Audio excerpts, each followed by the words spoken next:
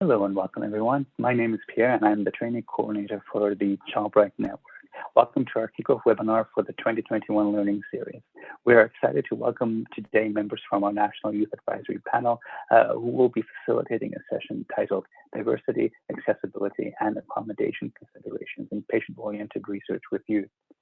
Before we get started, I just want to remind you to please disable your webcams and mute your microphones to ensure a smoother session and limit any unwanted background noise. During the webinar, of course, there will be opportunities to interact with each other and the facilitators, so we certainly invite your input via the chat feature or by unmuting your microphone at that particular opportunity. Today, we are pleased to welcome Jillian, Logan, and Shafnia, who will be leading the session. As members of the National Youth Advisory Panel, they advise on optimizing youth engagement activities and draw on their own lived experience with a brain-based developmental disability to inform research development, all the way from generating research questions to the dissemination of results and knowledge translation activities. Also joining us today is Julia, who in concert with Corinne supports the extensive efforts of the panel.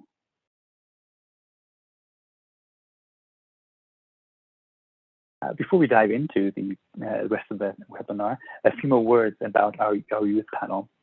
At ChildBright, patients have been at the center of our work.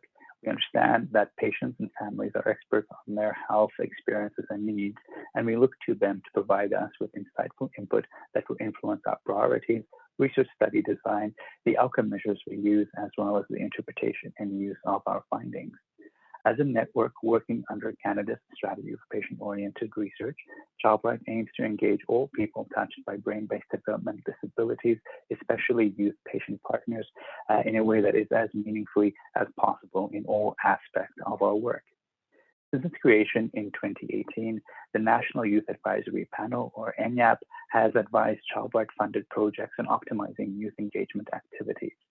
Composed of 8 Canadian youth members who have lived experience with a brain-based developmental disability, the panel members are available to inform research development from the generation of questions to the dissemination of results to all projects throughout our network. NYAP members draw on their own personal lived experience and knowledge to fulfill this mandate, which involves providing input on research protocol development, recruitment strategies, research intervention procedures, communication plans, and knowledge translation activities and outputs, as well as sharing their perspectives in a variety of network reports and blog posts.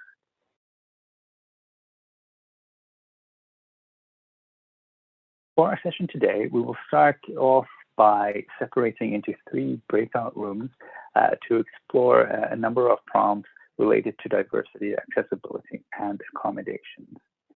The facilitators will then go on to generate some common understanding around key definitions before exploring ideas around accommodation and self-identification.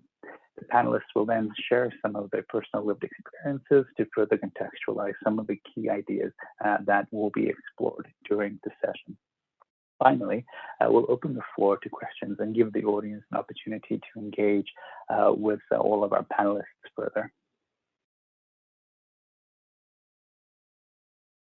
All right, so without further ado, to get things started, each facilitator will host a short 5-minute small group discussion exploring one of 3 key prompts. After that 5-minute period, we'll then bring the group together, hand the virtual podium over to the facilitators who will then walk us through the remainder of the material in this session. The breakout rooms we have organized are as follows. In Logan's room, we'll have you start to think about what diversity means to you personally. In the room with Jillian, we'll have you think about what is involved with accessibility and what accessibility means. And then lastly, in the room with Shafnia and Julia, we'll have you think about what examples of accommodations that you have seen in your personal context and how that had perhaps met a need at that time. So I'll separate you all in there, and we'll start the timer and have you reconvene in just over 5 minutes.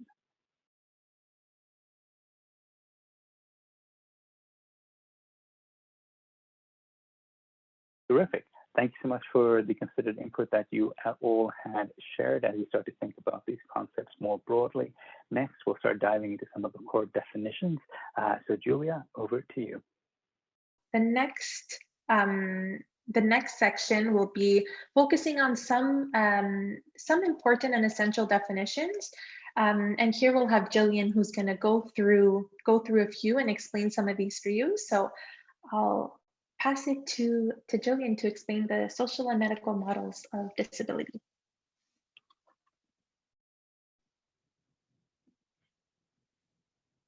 Hi, so we're gonna just go through some definitions, not really in depth, but just giving you an overview. There's a lot of information here that you can pull from and dig more into if you wish. The first one here is the difference between the medical model of disability and the social model, which is really important to understand accommodation. So what this comic here is saying, it's a little bit blurry, but it's a person in a wheelchair with stairs, and the medical model side would say they should give her prosthetics or cure her. So the chairs are, or the stairs are her problem. But with the social model, the stairs are not the problem. The stairs are the problem, sorry, and they should build a ramp. So that just goes to say that it's the same situation, but there's two different ways of looking at it. And if we're looking from the social perspective of everyone as a whole, we should approach accommodations as in what can we do to make our environment better, because we can't, we can't change our ability or our needs. So we need to accommodate for that. We'll go to the next one. So there's several words here. There's diversity, equity, accessibility, and inclusion. And those are used a lot interchangeably, especially when it gets to equity and inclusion. Most people tend to blur the lines a little bit. So with diversity, it's just recognizing that everyone, every situation, every scenario is different from person to person and also from day to day. So really examining what needs to be met and what we're working with, and then being able to take that information that we have and create the best accommodations possible. And then equity is sort of what they would say as leveling the playing field. So making it, equal for everyone throughout the project. And then accessibility is just that process of making the effort to be inclusive and the effort to understand one's needs and then implement them in the way that they're best used. And inclusion is just to ensure that everyone is involved to the best of their capacity in all areas required. So often, with the consultation process or consultation service that we provide, we are often included from start to finish of the project. So that it can be from, the planning meetings all the way through. It depends on the different studies and what's involved. But being included in every aspect possible is important to get the best results. Next one. Okay, so this one I found was super helpful just visually to understand the differences between equity, accessibility, and accommodations. So if they're all on the same level of, of that little stool there, you can see that the short one can't see, even though it's equitable. They're all equal, but it might not be enough for that one person. So with accommodation, you're taking what information you have and adapting it to fit each individual's needs so that they get the same experience. And then with accessible, that just means that accessible, like, you don't need to make special accommodations, because accessible just should mean accessible for all. So that is, I agree, it's a great graphic. It showcases everything perfectly. Accessible is always preferred, in my opinion, just so that you don't have to, there isn't any hurdles in, well, I need a bigger step stool and asking for those things. Accommodations aren't bad, but it takes advocacy skills and courage to be able to speak up for your needs sometimes. And as a person that advocates for themselves on a daily basis, that does get a little bit tiresome, and it's just one more hurdle. So if that can kind of be taken away, that would be something that would benefit everybody. All right, next one. All right, so now we're going on to Shifnia. No, Logan. Okay. Yeah, so I'll pass it to you, Logan.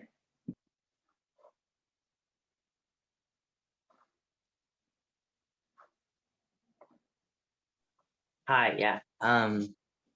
So I will be talking about accommodations and disclosure.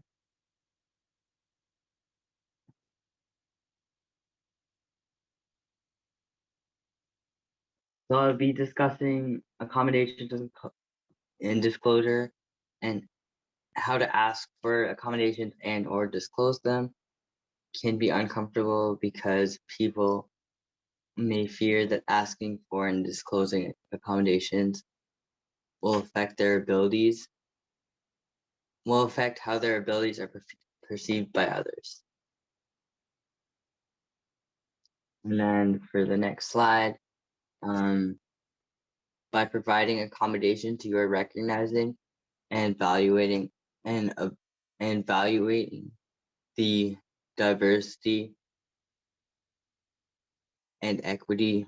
That diversity and equity must be accompanied by concerted efforts to ensure inclusion and diverse representation within many populations, meaning that individuals must feel valued, respected, and equally supported.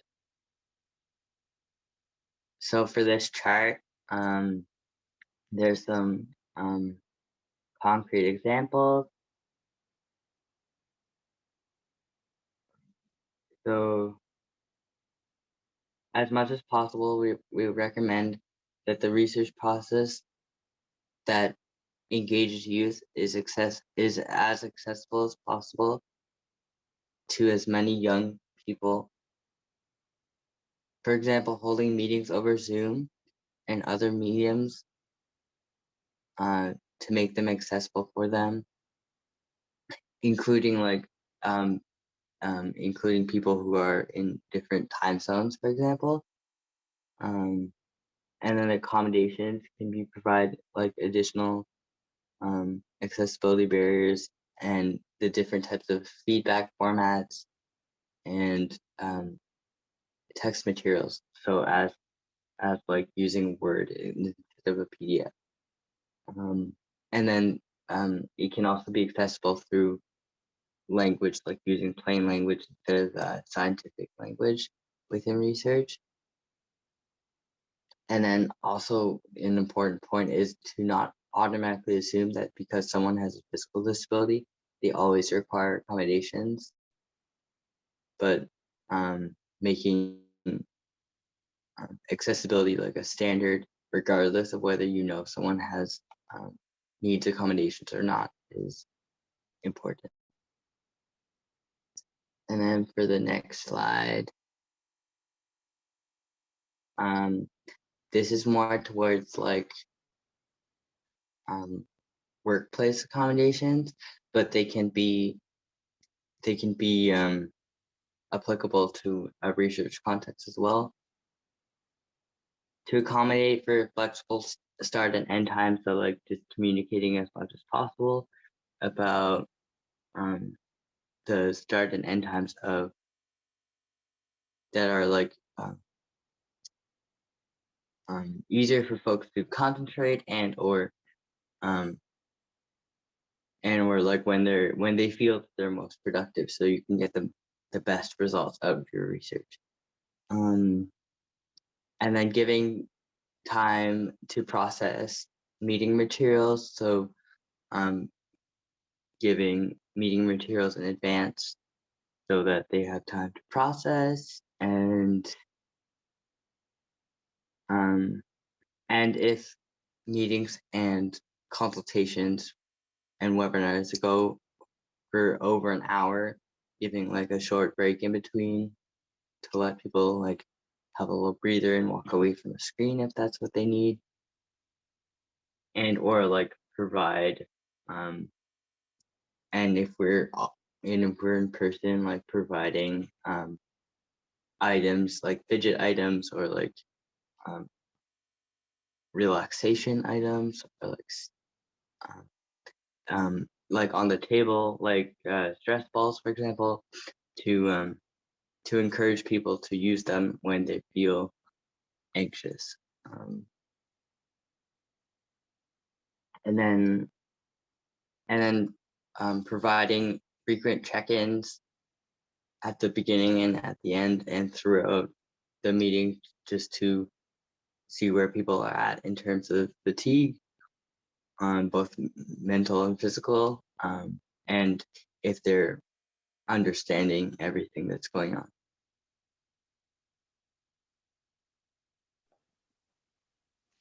Yeah. Perfect. So thanks, Logan. We'll move to the next slide is focusing on some of this CIHR's guiding principles for patient engagement. So one of the essential tenets of patient-oriented research is to put patients first, meaning that the patients themselves and their families are at the center of the discussion. Patients' role will vary according to the contributions that they are prepared to offer. So researchers must consider ways to build their capacity to engage patients in truly innovative roles and models of patient engagement. So in 2014, a cross-representation of Canadian patients and patient engagement experts gathered and worked together to develop a common understanding of patient engagement. And this really served as a pivotal step in the process to identify patients' aspirations for engagement in patient-oriented research. And it resulted in the creation of these 4 guiding principles that, as I said, were shared by CIHR. So the first one is inclusiveness. And essentially what this focuses on is ensuring that you have a diversity of patient perspectives and that the patients that you are engaging in your research study are bringing their own personal experience and lives into the research study or whatever portion of the study it may be. The second one is support. So ensuring, as Logan was saying, ensuring that you're supportive and flexible when it comes to providing the patients with the ability to fully contribute and discuss when it comes to making any kinds of decisions with regards to the study. This also involves making sure that you're creating a space where participants, where you're not participants, sorry, where patients feel safe enough to contribute and to share their opinions and have these kinds of open and honest interactions with the research coordinators. And one important thing that we also thought that is also important when it comes to support is financial compensation for their involvement. So as Jillian had mentioned a bit earlier on, was that the NYAP is offering a consultation service, which I'll explain a bit later, but there is a fee associated with this. So it's just to ensure that the patient partners are being acknowledged for the work that they're contributing to this. The third one is mutual respect. So that just involves ensuring that there's respect and value among the discussion that is happening between researchers and patients, and valuing each other's knowledge. While patients might bring in a different type of experiential knowledge. So just to acknowledge and value each other's contributions. And the last principle is co-building. So what this involves is ensuring that the patients and the researchers are really working together from the beginning. So from the start of the study in identifying problems and gaps, setting priorities, and essentially working together. It's not this disconnect where the patients will only come and consult at the end just to give their opinion. This will really be a process where they're working together from the beginning. So I'll move it on. The next, I'll pass it now to Shafnia, who's going to be describing a bit of the self-identification process.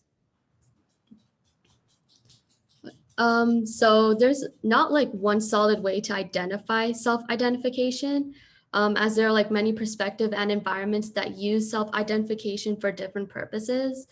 But one definition that Julia helped me come up with was, it is a process whereby an individual discloses their diversity identity, for example, like disability status, mental health disorder, race, ethnicity, etc. Whether they choose to disclose this information or not, it still provides information on the diversity of your population. This information will help improve your EDI efforts in your research. So a proposed example would be, for youth with disabilities, self-identification can help them obtain the accommodations they need to help enhance their work and efforts involved in the research project. Many disabilities are not visible, and this kind of open communication can help them get additional support or adaptation to help them perform better. So some suggestions would be creating a safe space. This will allow for transparency between the researcher and the participant. Actively try to build the relationship and be flexible in how much they choose to disclose. Would they prefer a partial or a full disclosure? And an example would be offering an option for them to write or openly discuss how they identify compared to, the traditional fill in the box, as some may not understand, the traditional or the medical definition, and providing a platform for them to freely express themselves can also build a stronger and safer relationship. Next slide. And for accommodation, make it a priority to facilitate a comfortable and inclusive environment. Emphasize the importance and value of their input. Listen to their concern and problem solve to find a solution. Emphasize your willingness to adapt. Allow them to share what accommodations have worked for them previously. Research beforehand to understand the common accommodations that are being provided. Being knowledgeable of accommodation practices can provide opportunities for both parties to communicate effectively and foster a safe, welcoming environment. Also be mindful with your language. responding with why when one discloses what kind of accommodations they need can make someone feel uncomfortable or unsafe. Keep in mind, someone with brain-based disability, not all, or brain-based developmental disorders have trouble processing information and understanding social cues. So they may interpret your clarification with negative intentions. Instead, try to respond with open-ended answers, such as, how has this accommodation worked for you in the past?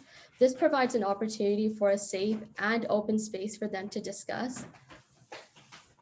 And yeah, next slide. Thank you, Chef Nia. We're now going to be moving on to one of our last sections, which is going to be focusing on two of our facilitators sharing some of their own personal experiences about how to offer accommodations and what they've learned. So I'll first pass it to Logan to share some experience about what has worked well for him in terms of EDI, accessibility, and accommodations.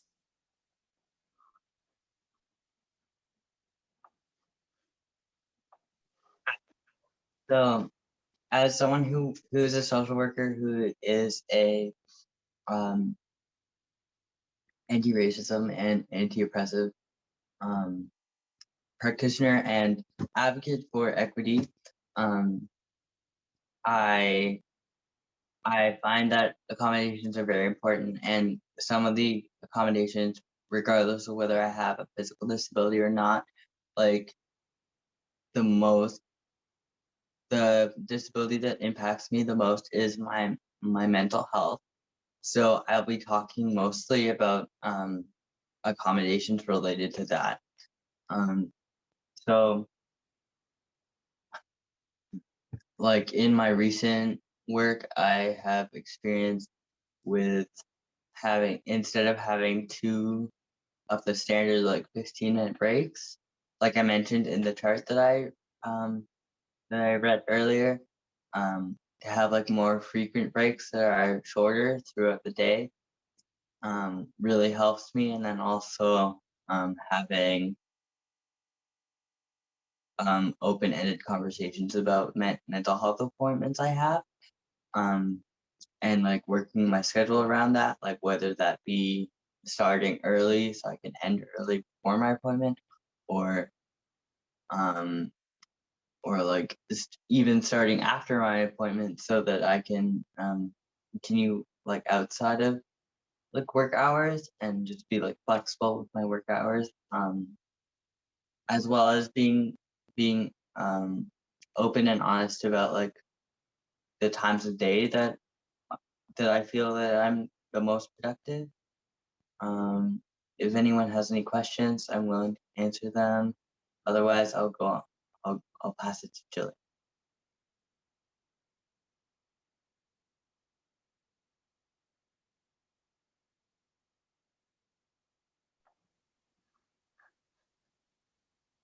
All right, so I'm not seeing any questions, Logan. So maybe we can hand it over to Jillian. Sure. Hi again. So, just gotta find my notes here. Here we go. So, to kind of go off of what Logan was saying earlier is accessibility is a long-term thing that those with disabilities have to think about. So being able to be open about those things is super helpful.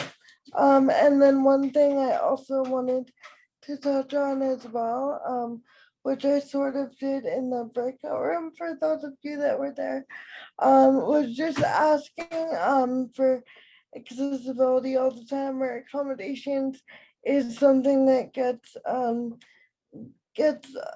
a little tiring, and it's not easy to put yourself out there. So being intentional about creating a space to be able to do that.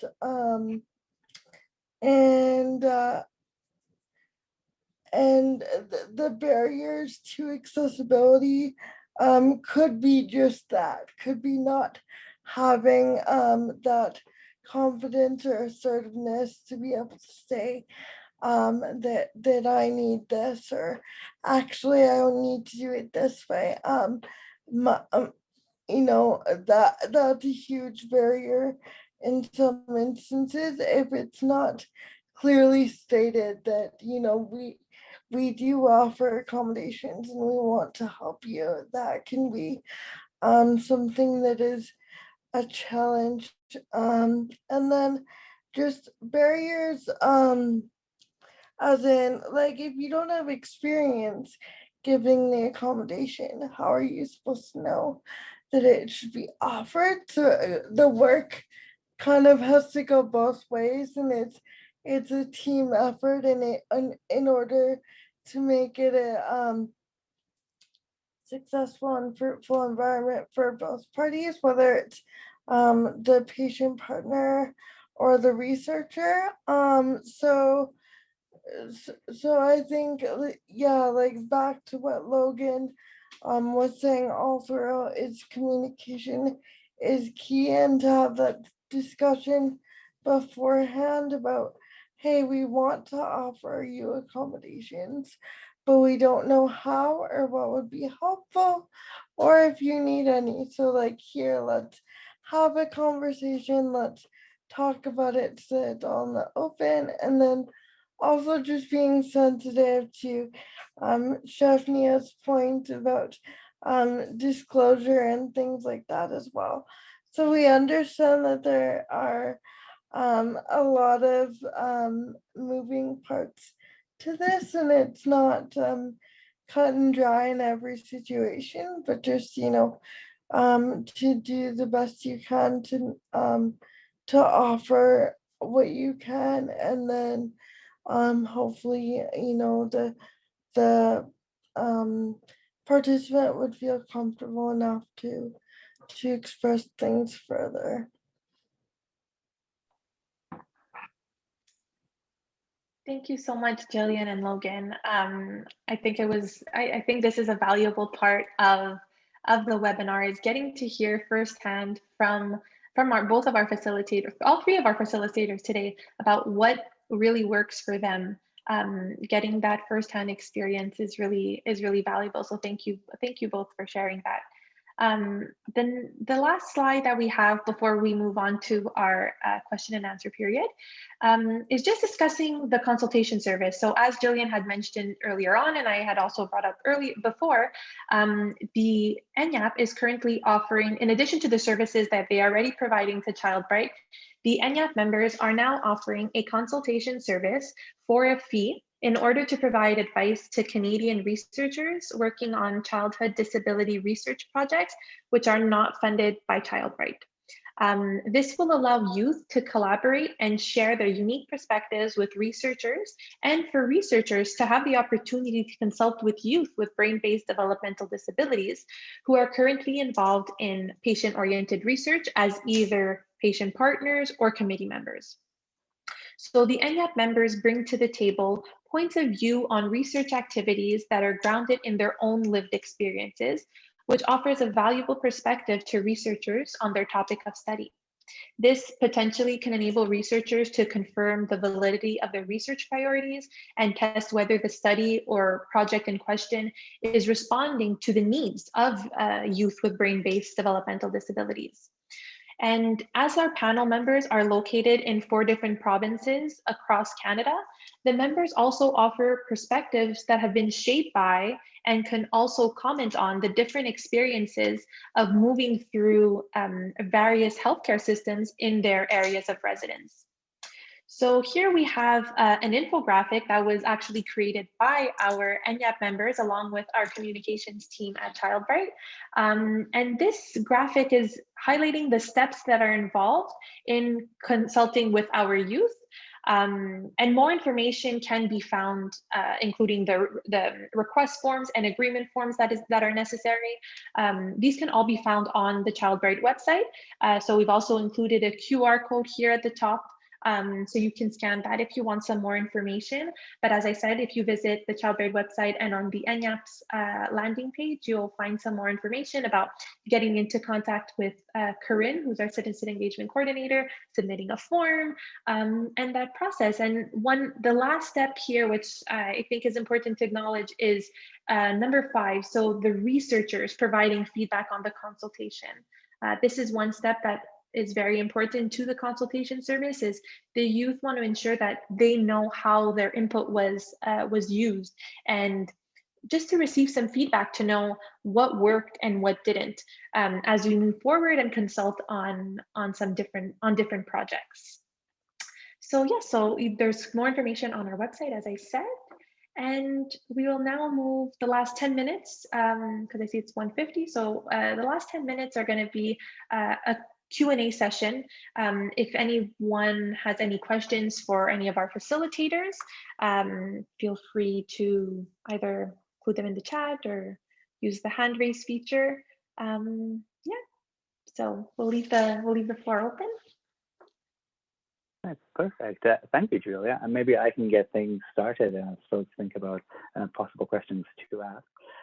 So I guess a general question I would pose to the panel today is just in regards to, I guess, the last 18 months of our lives as we have worked through COVID-19. Do you think that this pandemic specifically may have accidentally created conditions for, excuse me, greater inclusivity as we had to move away from perhaps meeting in person or meeting on site and having to, do a ton more virtual Zoom meetings? I think so. Yeah, I think I've seen it go both ways, as in it's more accessible, but in some capacity also less accessible. And when you think of things to do with, wearing masks isn't always accessible for others, or the physical distancing, if you are someone like me who sometimes still needs that physical help, that can get awkward. But just in general, I think, yes, it has done great things to sort of get online and electronic things a bit more streamlined and easy for everyone to use. And that also goes into, not having to drive anywhere for meetings and that kind of thing. So that's not only accessible for someone like me, but for other people that don't want to get out of bed. So it works.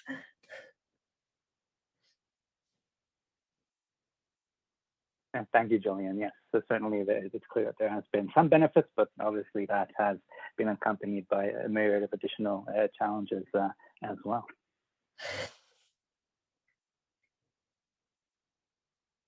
Just to add something to Jillian's point, I find personally that I've saved a lot of money actually on transportation, and not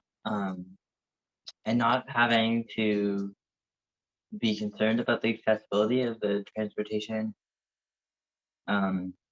within my own city, and also being able to apply for jobs that are not necessarily in walking distance or transit accessible.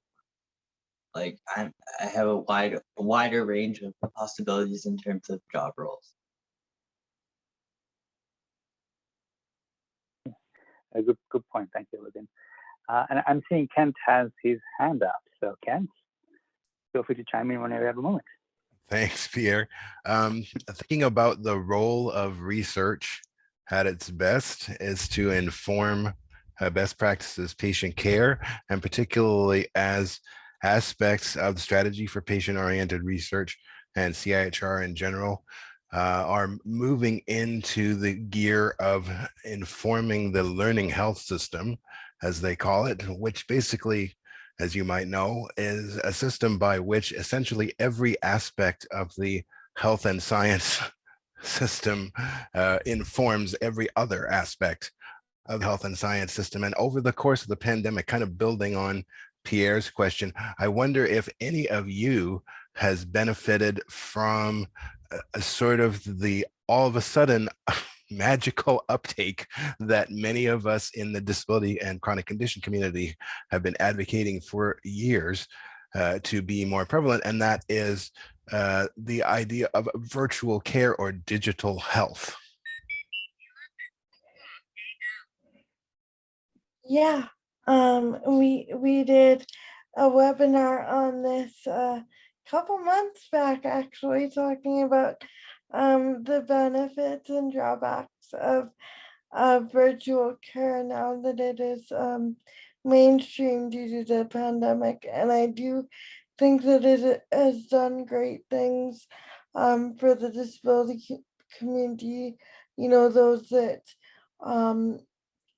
deal with fatigue or can't drive, or parents with busy households that, you know, have to drive one child to an appointment and leave. You know, there's so many applications where it is useful. It's just important to be mindful of also some areas where it can lead to oversights and things.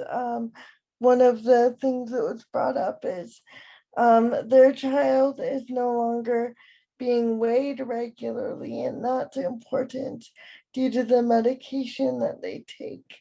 So to be able to, you know, get all your needs met is something that is important, but for the right applications, yes, it has definitely helped a lot.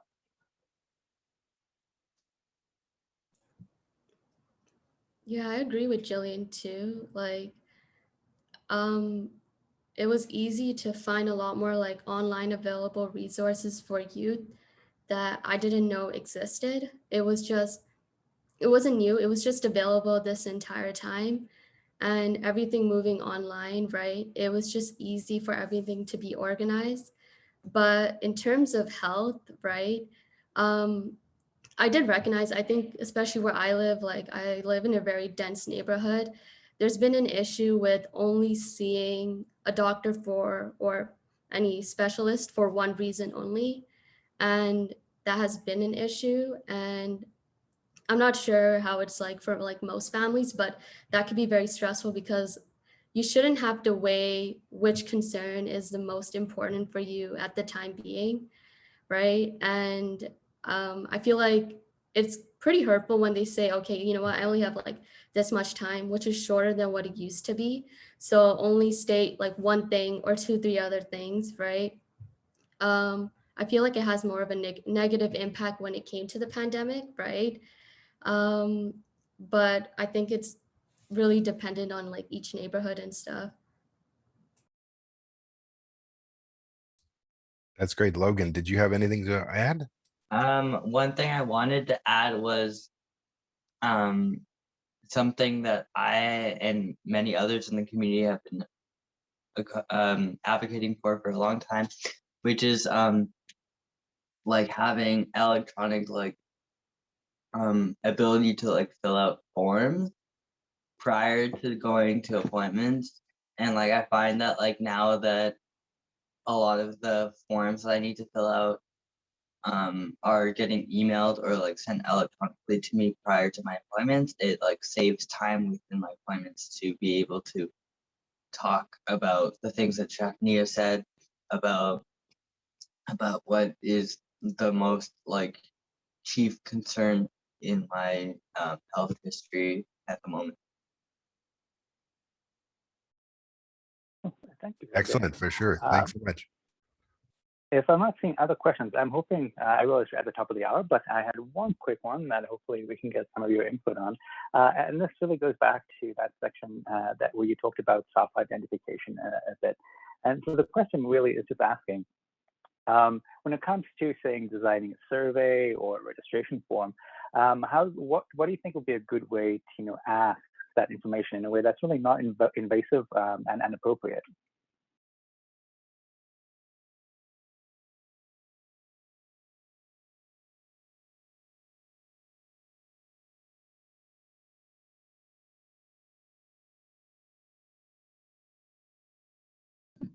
Shafnia, I don't know if you wanted to chime in there. I just had a quick thought. Maybe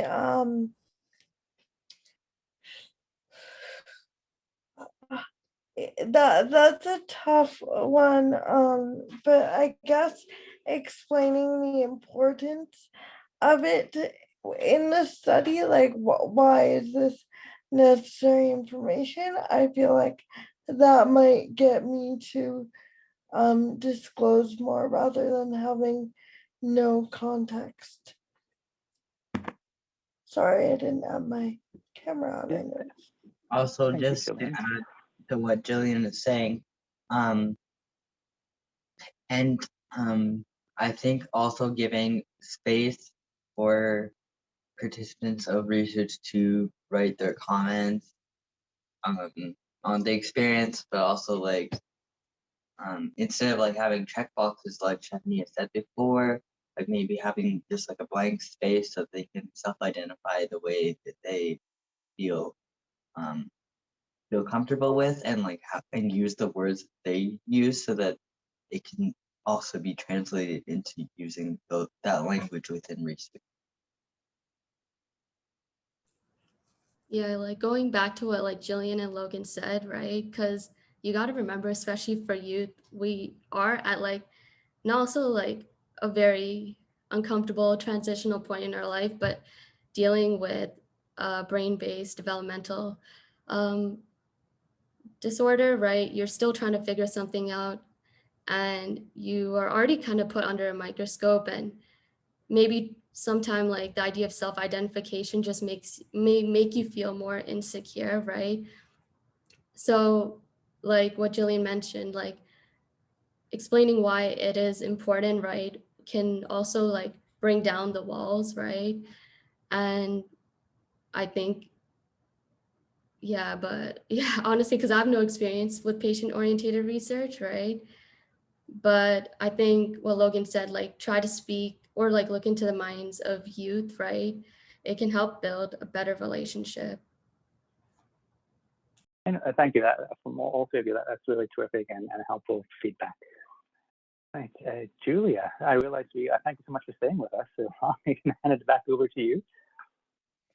Perfect. So that's pretty much the end of our section. I just wanted to share some references here. And I just wanted to take the time to thank our three facilitators again for all of the efforts and the work that they put into preparing for this webinar.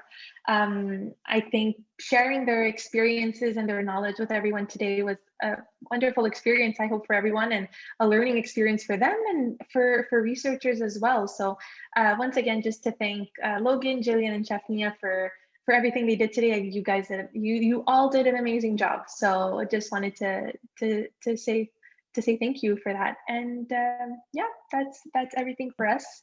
And yeah. All right. Thank you, Julia.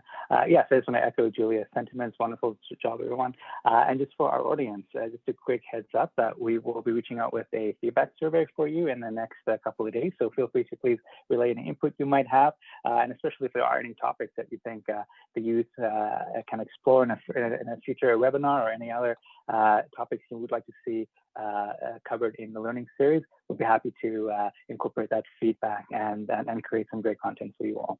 Thank you so much. Enjoy the rest of your day, and we look forward to connecting again soon. Take care. Bye.